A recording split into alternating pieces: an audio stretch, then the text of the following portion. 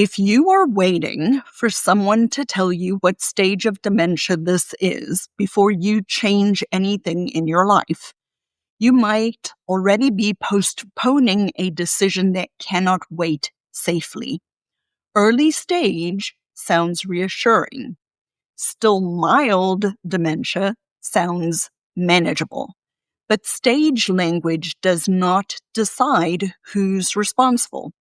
Hey, Christian Care Companion, welcome back to Dementia Caregiver Support for Christians. Today we are going to separate stage language from decision language because many Christian families stall unnecessary adjustments or delay unnecessary adjustments while waiting for a clinical label to authorize them. It's because you don't want to overstep. You do not want to dishonor. You don't want to create conflict. And you definitely don't want to act before you need to. So you wait for clarity. But sometimes clarity does not come from the diagnosis. It comes from evaluating the risk. And if you're unsure whether something in your situation needs to change, not in theory, not someday, but now, that's exactly what a caregiving decision advising session is for. Go to thinkdifferentdementia.com and schedule yours, or check out the link in the show notes. Do not wait for the next appointment to define this for you. Now let's talk about why this delay happens and what is actually happening underneath it. It's not because you don't love them. I know that you do. It's not because you are avoiding reality. I know that you're not. You are researching and learning all the time. It's also not because you don't want to take on the responsibility. You are trying to be careful. You're trying to be honorable to your parent or your spouse. You are trying desperately not to overreact. However, you do notice that the person is asking the same question over and over again, and it is increasing. You've answered that question 5 times in the last 10 minutes, and they insist that there's nothing wrong, or they laugh it off. And when you look at them, they are mostly acting like themselves. However, you feel that quiet drop in your stomach. It's not panic. It's just a recognition and a realization that things are changing. Instead of acting, you might say, I just need to go look and see what stage of dementia we are now in. Today's episode is why that question can quietly delay a decision that actually needs to be made. Proverbs 27 verse 12 says, the prudent sees danger and hides himself, but the simple must go on and suffer for it. Now, I'm not implying that you're simple. I know that you are prudent. However, sometimes when we are stuck, we say that we delay making a decision because we're being prudent. And Exodus 20, verse 12 also says, honor your father and your mother, that your days may be long in the land which the Lord your God is giving you. In dementia caregiving, prudence and honor oftentimes feel like they're pulling you in different directions. So, what do we think the problem might be? You might be thinking, I just need more clarity on what the stage of dementia is. So you go to the support group, or you research it online, or you go to the doctor and say, I just want the doctor to tell me what this is, to define the stage for you. I need to know whether this is early dementia or have we moved into middle stages of dementia. Because you might be thinking, I don't want to step in a moment too soon. I don't want to dishonor my parent or my spouse. Or I don't want conflict with my brothers and sisters. And I don't want to look like I'm controlling everything. So what do? You research. You compare their symptoms. You listen to podcasts like mine or other podcasts talking about stages of dementia. You wait for a label that feels clear enough for you to justify actually taking action, because that feels like you're being responsible. However, your anxiety doesn't decrease, does it? That is the signal. That's the signal that tells you more information is not going to bring you more clarity, because the issue is not that you lack information. So what is actually happening? Stages of dementia describe what happens. They describe the memory decline. They describe the executive functions. They describe that the person cannot organize or plan ahead or control their emotions. What they do not do is tell you when responsibility changes. And these are different things. A person can still be in early stage of dementia and have financial vulnerability to being scammed or be very unsafe with driving or making errors with their medication management, putting them at risk, or going to the doctor and withholding, not on purpose, but because they don't remember, medical information that is vital for the doctor to be able to have to help you manage their other health conditions effectively.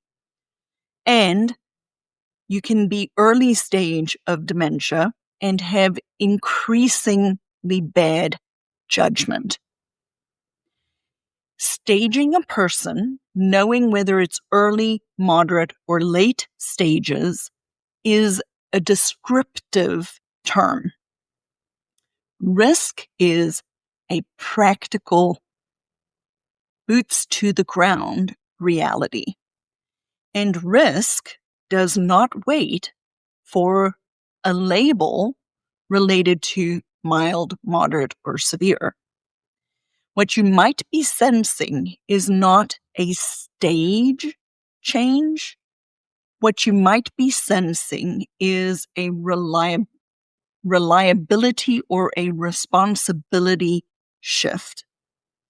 And when things are shifting related to reliability, someone has to step into the gap and become responsible. So, where does this decision really live?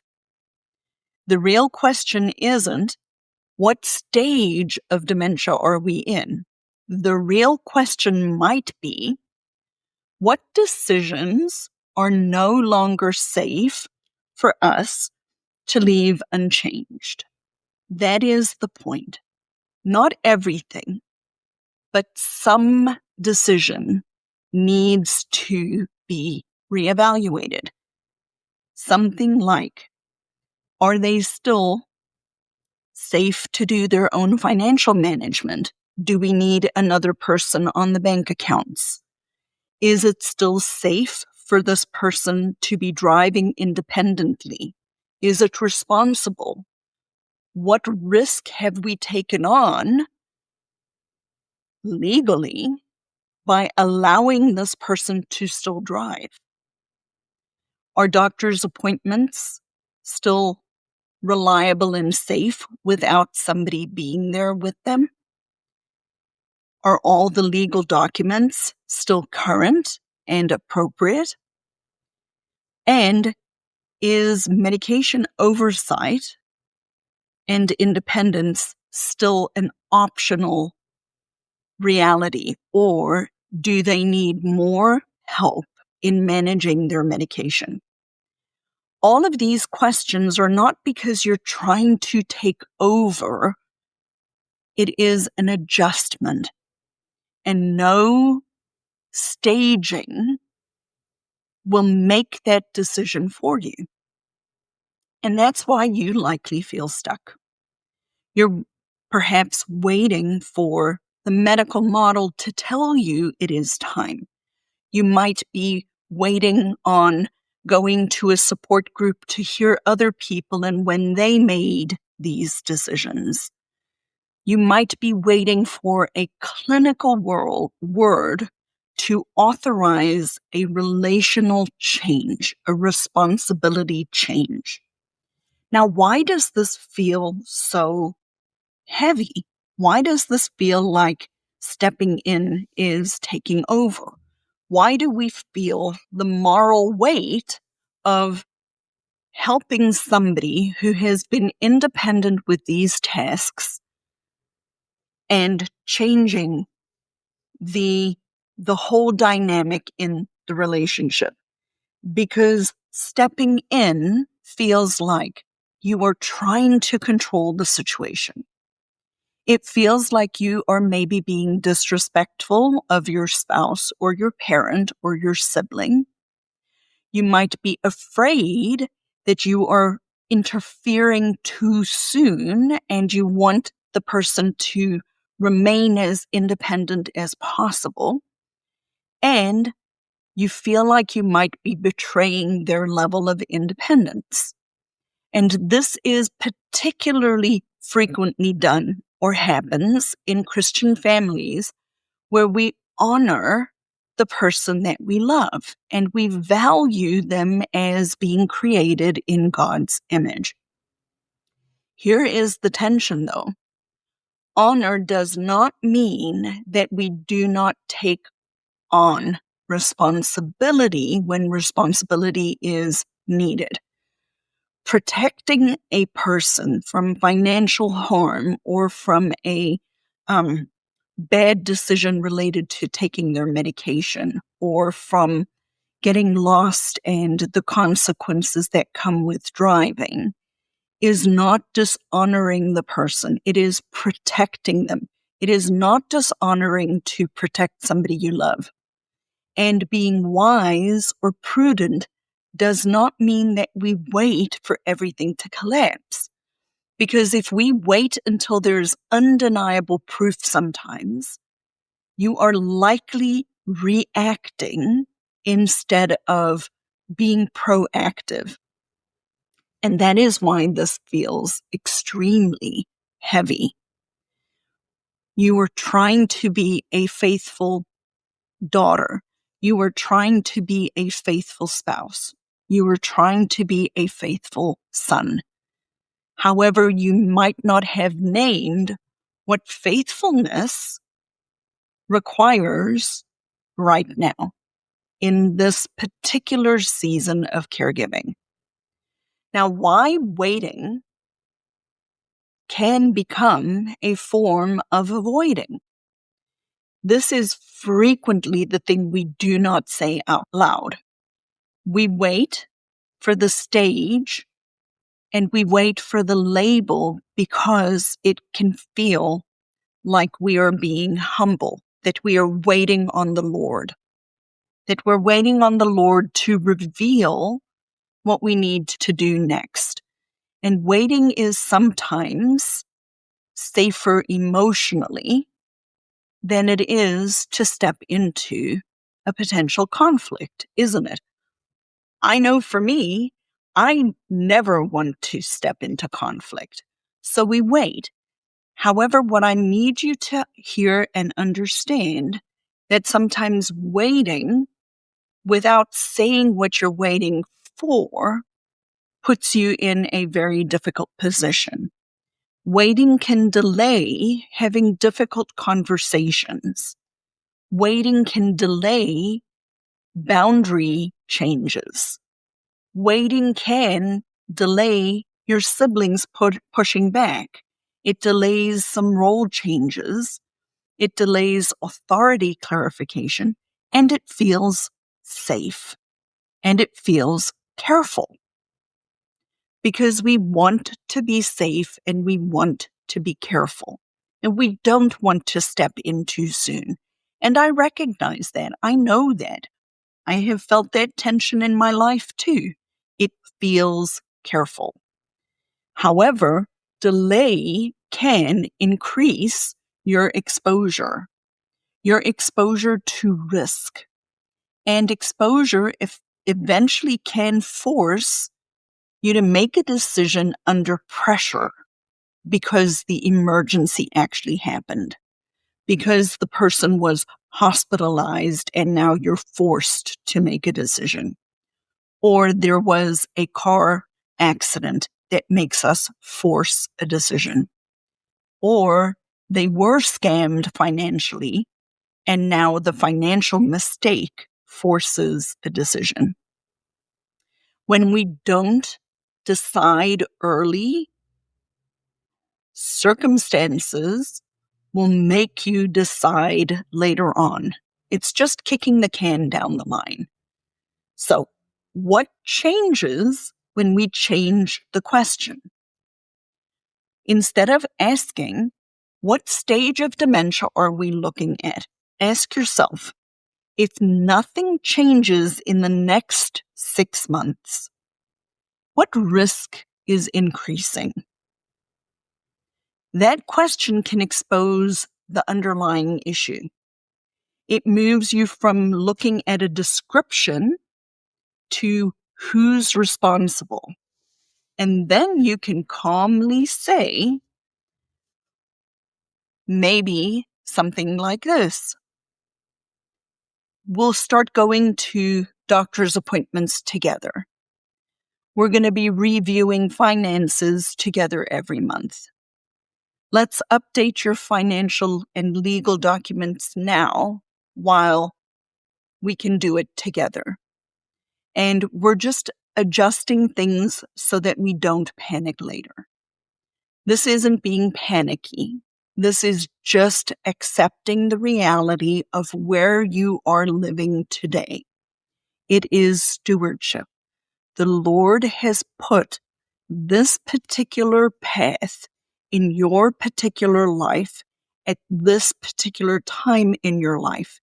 And it is part of your responsibility to steward it well. So, what happens if you don't do this? If you do not name the problem? If you decide to keep waiting, and it can be an active decision, you just need to say it out loud to yourself that you were waiting. Understand the risks involved. There's nothing wrong with taking risks as long as you understand what the risk is. However, if you keep waiting and you don't name it, anxiety will increase. Possibly arguments in the family will increase. Your siblings may be difficult and uneasy. You might lose the trust of people that are required to help you in this particular situation. And the crisis, if it happens, will accelerate the decisions. Not because we are setting ourselves up for failure, but because the responsibility did change and nobody actually acknowledges it. Dementia does change things slowly. It changes more than memory. It changes the structure and the fabric of the family and everyone involved around the person who is living with actual, real brain changes. Those are facts. But decision reliability often changes faster than we want to admit.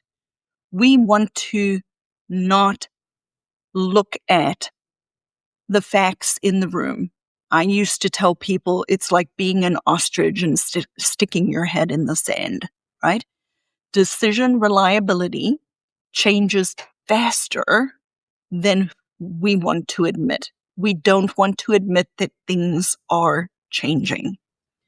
So, dementia does not just progress in stages. It 100% shifts the responsibility for decisions from the person who is living with brain changes onto another person who has to accept that responsibility.